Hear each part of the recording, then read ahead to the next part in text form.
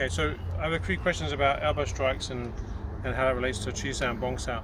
So the way we do Chi Sao, obviously we want to control the bridge, cross the bridge, get to close range. So a lot of people do Chi Sao here, and you see all this sort of stuff. It's kind of out of range, right? And they do the techniques where someone throws a punch, and then they will build out here and punch here and lean in, or they do a Bong Sao like this and block, right? This is not Wing Chun.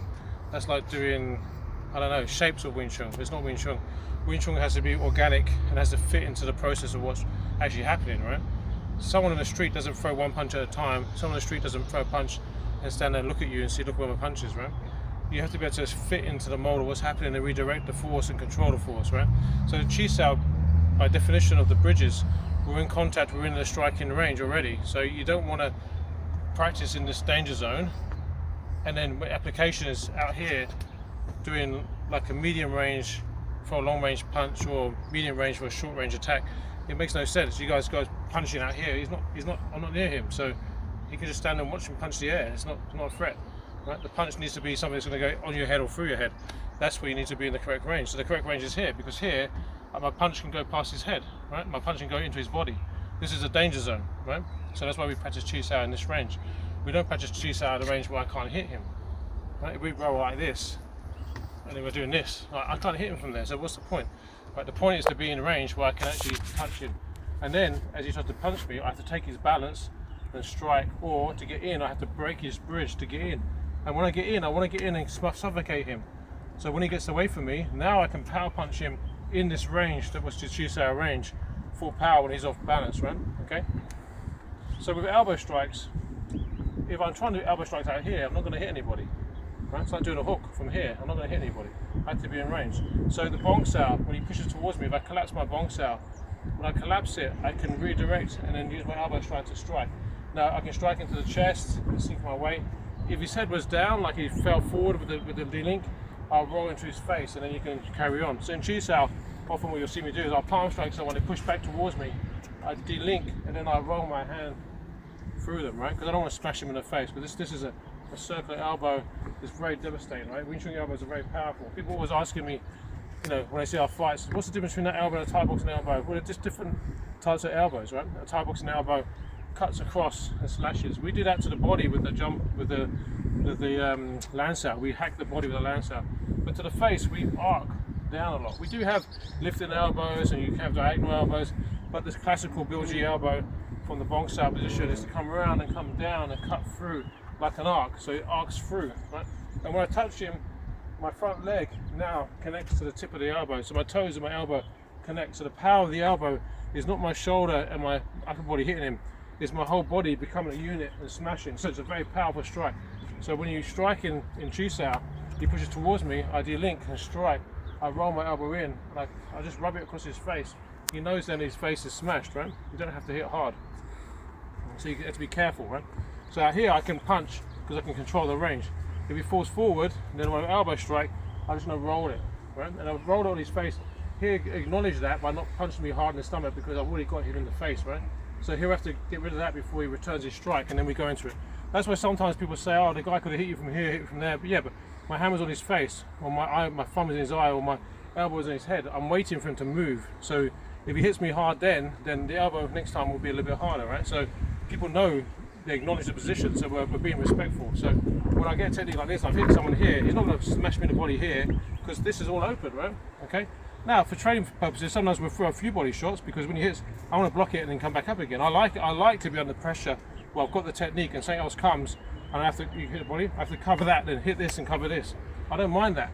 But a cheap shot, like you know, when you're waiting too long and helping someone, that isn't productive for what you're doing, right? So with the elbow strikes, again, you have to be very careful when you push towards me. I de-link that you just roll through someone and strike. Just roll through the elbow. So the Bong Sao, to the collapsing Bong Sao, to the elbow strike in Chi Sao is very effective. Just make sure I might strike here, he pushes forward, I come in, now I strike from this side, I roll through. Elbow to the neck, elbow to the face, and you're just going to arc through and relax. Once you get that strike, this hand here will cover whatever's here. So I can cover this elbow, and strike here. This arm can sometimes catch up inside here, come into the underhook and strike. So the Bong Sao to elbow strike, back into tan, back into fork, back into jump, right? It's all interchangeable. This is why Wing Chun is a close range system, right? We don't do Chi Sao out here, right? We don't do, he punches me and I block with a Bong Sao. This is nonsense, right? Because if you block my long range punch with a Bong Sao, right? It blocks here. I'm just going to change the angle, change the punch. It doesn't make sense, right? It doesn't make sense to that. We have the Feng Sao in Wing Chun, which is a feeler because it's like a soft fencing foil to feel the distance or to feel someone's hand. You have his hands up. I can touch him a bit and feel what he's doing, but I'm not blocking anything, right? It's not a blocking technique. If I touch him and he pushes forward, then I can delink and stick, and then I can roll through and strike and cross the bridge. But you can't block something and hope that the person's not going to do anything about it, right? Blocking from that range just makes no sense, right? And you see people do things like, they do Pak Sao punches with your hands up. They do Pak Sao punches where they look for the elbow to Pak Sao and come to here and punch. Why would you do that? He's in front of you, just punch him in the face. You Pak Sao to move things out of the way. You Pak Sao to move things out of your way. You don't Pak Sao to go around something, right? If you want to Pak Sao the elbow, it will be because the arm is already crossed. The elbow is there and I want to pin him, right? I would strike him first anyway. I've already got the lap Sao. And when you do the Pak Sao will come in and you're pinning him, you're controlling him. So you're taking advantage of the elbow to the body. That's why you want to Pak Sao, or you want to Pak Sao to clear the hand, right? If the hand is in my way, you can Pak Sao to clear it, but then why would I need to do that in empty hands? The difference for application is we just cut the punch, right? The one punch can take care of two things. This is for training to get used to where do I grip to control the spine, where do I press to control the hip. Eventually you can actually just punch and use your forearm as your pack, use your forearm as your lap, right? And use your arms to control. And then you've got more dexterity in your hands and more timing to control two things at once, right? Okay, so think about what you're doing in terms of training and application, right? The training application is different, but there's crossovers of way of doing it, right? So in Chi Sao we train this range to make sure that we're in a danger zone, right? We don't train out of range, right? When we train Guo Sao and we have one leg forward and we're sparring from here, we don't spar out of range, right? If you're out of range, nothing's happening. You have to get into range in a danger zone to kick or to bridge. Kicking and bridging is your danger time because he can do exactly the same thing. Once we get that bridge and somehow we get a clash or we get a bridge here, now I should feel confident because he pushes towards me, I can offset his balance. Now I can take control of him, now I can grab him, now I've got control of his body. So now he tries to pull away from me, then I put him back into a strike. So that's the range control. So Wing Chun, we should be masters of that close range. We shouldn't be doing Chi Sao where we're rolling out here and doing stuff like this where we're out of range. Every time you do something in Chi Sao, it should be in range to hit. The only reason it doesn't hit is because he defends it. If he defends it, then the next one will definitely hit, right? The next one will definitely hit because I've already pulled him into my range, right? So if I do a lap Sao like this, out of range, and he blocks it, I'm out of range, right? It makes no sense. So here, I'm in range to hit, and he blocks it.